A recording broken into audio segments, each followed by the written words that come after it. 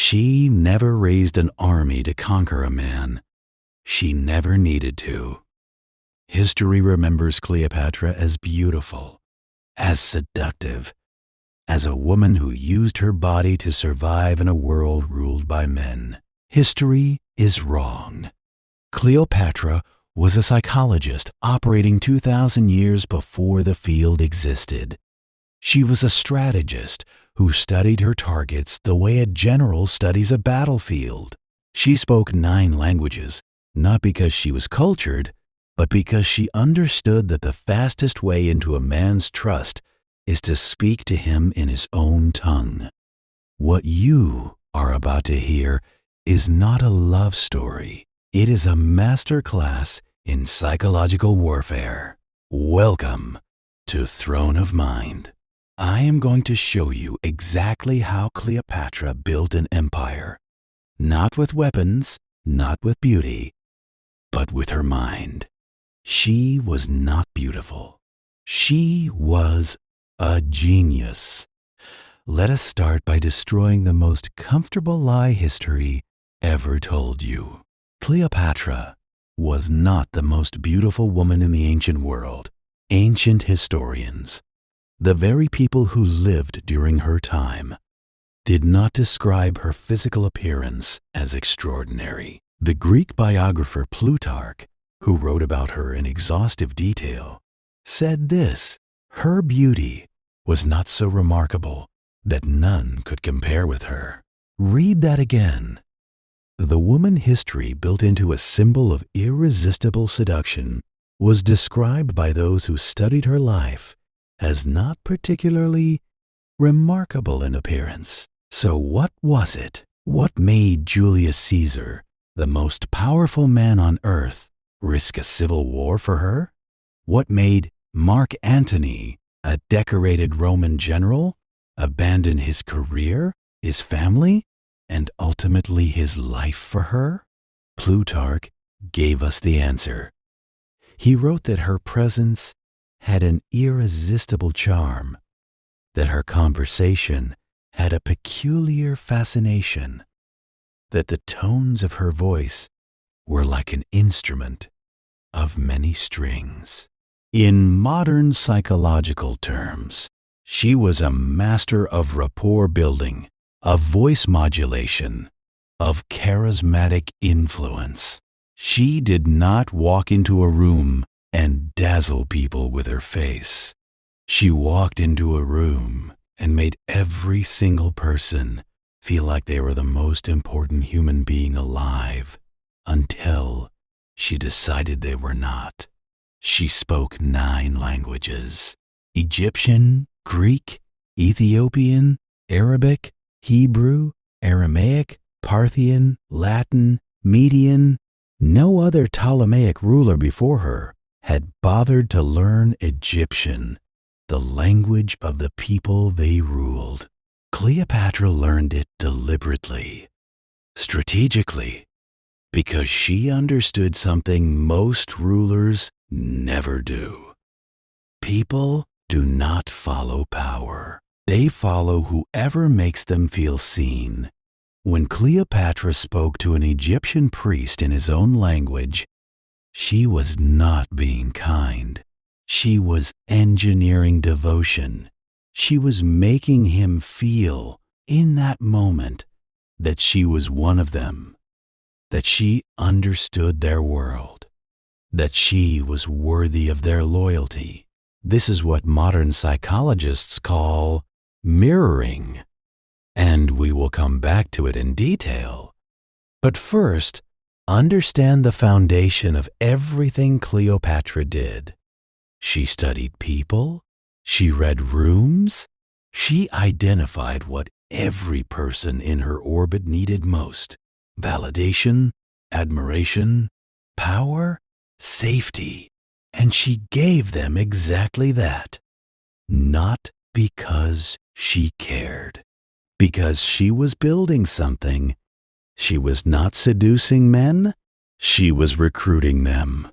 Number 1, the carpet. The first impression. The Julius Caesar play. The year is 48 BC. Cleopatra is 21 years old. She has just been exiled from her own kingdom by her younger brother, who is also her co-ruler, because ancient Egypt was complicated like that. She is stranded outside Alexandria with no army and no political allies. Her brother's soldiers are positioned at every entrance to the city, under orders to kill her on sight. Julius Caesar has just arrived in Egypt, the most powerful military commander Rome has ever produced. He holds the fate of the region in his hands. Whoever controls Caesar controls Egypt. Cleopatra's brother understands this. His advisors are already in Caesar's ear, painting Cleopatra as a dangerous traitor. Most people in Cleopatra's position would have sent a letter, would have waited for a diplomatic opportunity, would have played the long game from a safe distance. Cleopatra did none of that. She had herself wrapped in a carpet, some accounts say a linen sack, and smuggled through enemy lines past her brother's soldiers directly into Caesar's private chambers. When the carpet was unrolled in front of the most powerful man in the world, there she was. Now, before you romanticize this moment, stop. This was not a desperate gamble. This was not reckless courage. This was a precisely engineered psychological operation. Think about what Cleopatra understood in that moment. Caesar had already been approached by her brother's messengers. He had already been fed a narrative. He had already formed a mental image of who Cleopatra was. A desperate, exiled woman clinging to a lost cause. She needed to shatter that image before she spoke a single word. By arriving the way she did, hidden, dangerous, having already breached his security, she immediately communicated several things at once. That she was bold enough to risk her life to reach him. That she was intelligent enough to find a way when every door was closed. That she was not the weak, defeated figure her brother had described. In psychology, this is called framing. Whoever controls the frame of an interaction controls how everything inside it is interpreted. Cleopatra did not let Caesar receive her as a refugee asking for help. She arrived as a woman with enough nerve to smuggle herself into his chambers, which instantly reframed her as someone worth taking seriously. She also controlled the setting, Caesar's chambers, his space. And yet, by arriving the way she did, she made it feel like she had claimed it, like she was the host and he was about to discover something remarkable. Plutarch tells us Caesar was immediately captivated. They spoke through the night. By morning, he had decided to support her claim to the throne. One meeting, one night, the fate of Egypt changed. This was not charm. This was architecture. She had designed every element of that first impression.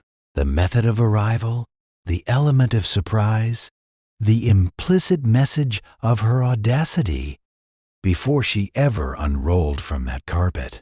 First impressions are not accidents. Cleopatra understood what most people never do. You do not get a second chance to establish who you are. So, she made sure she established it herself, on her own terms, in the most unforgettable way possible. Remember this the next time someone tells you, Cleopatra seduced Caesar. She did not seduce him. She out-strategized him before he even knew the game had started. Number 2. Love bombing. Mark Antony. The dependency machine. By the time Cleopatra met Mark Antony, she had already ruled Egypt for over a decade. Caesar was dead. Rome was fracturing. And Mark Antony, soldier, general, and one of the 3 most powerful men in the known world, had summoned her to answer questions about her loyalty during Caesar's assassination. He summoned her like she was accountable to him. She did not go. She made him ask again, and then she arrived on her own terms, in a way that would burn itself into the memory of everyone who witnessed it. Plutarch describes her arrival on the river Cydnus in a barge with a gilded stern and purple sails. Her maids were dressed as sea nymphs. She herself was dressed as the goddess Aphrodite. The smell of perfumes drifted to shore before her ship arrived. The entire population of the city, including Antony, came to the water to watch. This was not decoration. This was a psychological operation on a city-wide scale. She understood something critical about Mark Antony. He was a man who craved spectacle, who responded to grandeur, who had a massive ego that needed to be stroked at scale. So she did not arrive quietly for a political meeting. She arrived as a goddess. She made her entrance an event. She made Antony, the man who had summoned her, come to the water's edge and wait for her like a commoner. The dynamic was established before they shook hands. What followed was a textbook execution of what modern psychology now calls love bombing. Love bombing is a manipulation tactic in which someone overwhelms their target with extraordinary levels of attention, affection, admiration, and devotion, creating a rapid emotional bond that feels like destiny, but is in fact a carefully manufactured dependency. Cleopatra deployed this with military precision. She hosted Antony at banquets of unimaginable excess. She gave him her full, undivided attention. She mirrored his interests, his humor, his sense of adventure. She made him feel, in a way he had never felt before, that he had finally found someone who truly understood him. She once made a wager with him that she could host the most expensive dinner in history. At the meal, she dissolved one of her pearl earrings, worth an enormous fortune, in vinegar and drank it. She was not showing off wealth. She was demonstrating power. She was showing him that she could do things he could not even conceive of, and do them casually, with a smile, to win a bet. This is what love bombing does at its highest level. It does not just make you feel loved. It makes you feel like the person doing it is extraordinary, like life with them is bigger, more vivid, more alive than anything you have ever known.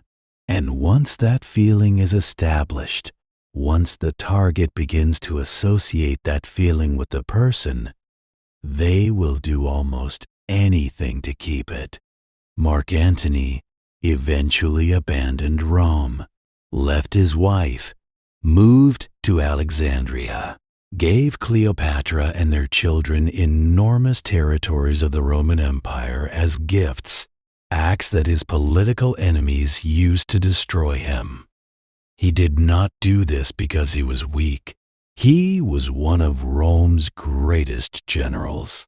He did it because Cleopatra had engineered a psychological environment in which being near her felt like being alive, and being away from her felt like slow suffocation.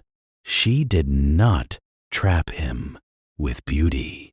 She trapped him with a feeling she had carefully constructed, and then made him believe he could not live without. Number 3. Identity mirroring. The goddess strategy. Cleopatra did not have one identity. She had several, and she deployed each of them with absolute precision depending on who was watching. To the Egyptian people, she presented herself as the living embodiment of the goddess Isis, the mother of all things, the protector of the dead, the divine queen. She dressed in Isis's robes. She adopted Isis's iconography. She performed Isis's rituals publicly before crowds who had been raised to believe that their queen was the goddess made flesh. To Julius Caesar, she was a Greek queen, educated, philosophical, politically sophisticated. She spoke to him in Latin and discussed military strategy and Roman politics. She was the intellectual equal he had never found in Rome. To Mark Antony, she was the Greek goddess Aphrodite, pleasure, excess, beauty, adventure. She became the mirror of everything Antony wanted most from life. This is psychological mirroring elevated to an art form. Mirroring is a well-documented psychological technique in which you subtly adopt the behavior, speech patterns, values, and worldview of the person you are with. When done naturally, it creates an almost instant sense of connection and rapport. The other person feels understood, seen, validated, because they are, in a sense, looking at a reflection of themselves. Most people mirror unconsciously, in small ways. Cleopatra did it consciously, completely, and on a civilizational scale. The goddess strategy with her own people was particularly brilliant.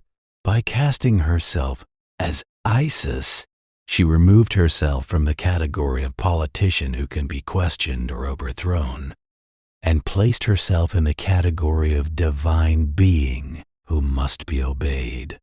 You do not negotiate with a goddess. You do not betray a goddess. You serve her. This is what modern political psychologists call legitimacy engineering, the construction of a narrative that makes your authority feel not just legal, but inevitable, natural, sacred. Cleopatra understood that power is not just taken, it is believed into existence. The moment enough people believe you are untouchable, you are. She gave every person in her orbit the version of herself that person needed most. And because each person was receiving exactly what they needed, each one became loyal, not to Cleopatra the queen, but to Cleopatra the idea they had built inside their own head. She was not one woman, she was a mirror, and there is nothing more powerful than a mirror that shows you exactly who you want to see. Number 4. Scarcity, mystery, the pull. Here is something Cleopatra never did. She never chased. She never made herself easily available. She never rushed to meet the demands of powerful men. She made them wait. She made them come to her, always. When Mark Antony summoned her, she made him ask twice. When she finally appeared, she did so on a golden barge with an entire theatrical production surrounding her arrival. The message was unmistakable. I come when I choose, and when I come, it will be worth the wait. This is the psychology of scarcity, one of the most powerful forces in human decision-making. We assign value to things based partly on how difficult they are to obtain. What is freely available is taken for granted. What requires effort, patience, and uncertainty becomes precious. Cleopatra was never freely available.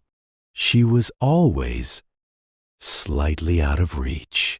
And that distance, that space between the powerful man and the queen who would not quite come all the way to him, created a magnetic pull that proved almost impossible to resist.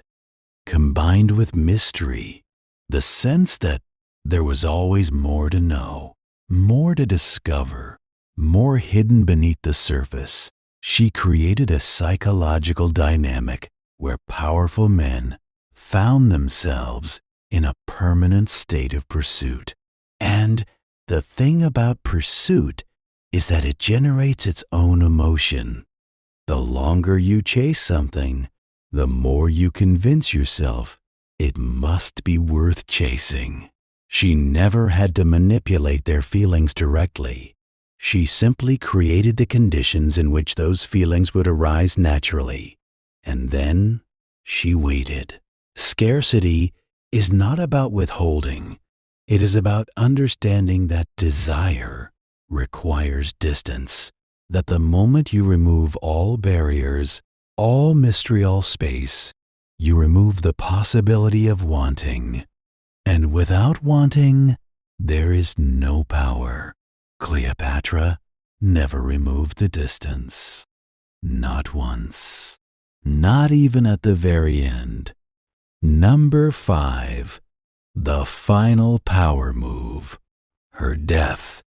The year is 30 BC. Octavian, who will become the Emperor Augustus, has defeated Antony and Cleopatra. Antony is dead. Egypt has fallen. Octavian is in Alexandria, and he has one remaining goal. He wants to parade Cleopatra through the streets of Rome in chains, to display her as proof of Rome's dominance, to humiliate her before hundreds of thousands of people, to make her the trophy that defines his triumph. This was, in the ancient world, the ultimate statement of power over a defeated enemy. To take their dignity, to erase their identity, to reduce a queen to a prop in someone else's story. Cleopatra understood exactly what he intended, and she denied him. She died by her own hand, by her own choice, on her own terms. History has romanticized this as tragedy, as defeat, as the sad end of a beautiful love story. It was none of those things. It was her final psychological move. And it was perfect. By dying before Octavian could parade her, Cleopatra did something extraordinary. She denied him his narrative. She refused to become the image he had planned for her. She controlled, even in death, how history would remember her, not as a trophy, not as a defeated queen with chains around her wrists, but as a woman who looked at the most powerful man in the world and said, "You do not get to define me." Even her choice of method carries psychological weight. The serpent, the asp, was in Egyptian symbolism associated with royalty and divinity. By dying this way, she was making one final statement about her identity. She was not Rome's prisoner.